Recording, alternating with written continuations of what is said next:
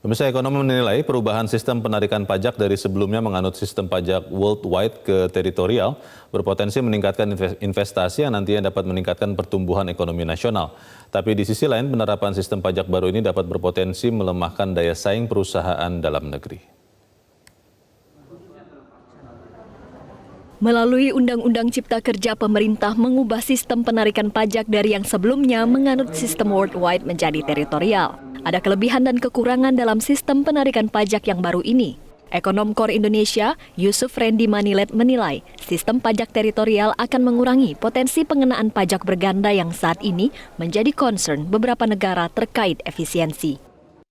Hilangnya pajak berganda dapat meningkatkan efisiensi perusahaan. Selain itu, sistem pajak ini menurut Yusuf Rendy lebih sederhana sehingga berpotensi meningkatkan nilai investasi dan muaranya dapat mendorong peningkatan pertumbuhan ekonomi nasional. Sistem pajak teritorial ini dapat melemahkan daya saing perusahaan domestik dan berpotensi terjadinya penghindaran pajak. Sistem pajak teritorial ini hanya mengenakan pajak kepada seluruh aktivitas ekonomi atau aktivitas produksi di dalam negeri gitu, di dalam satu negara. Nah, padahal seperti yang kita tahu di era seperti sekarang kegiatan produksi atau aktivitas ekonomi itu tidak hanya melibatkan satu negara saja gitu ya.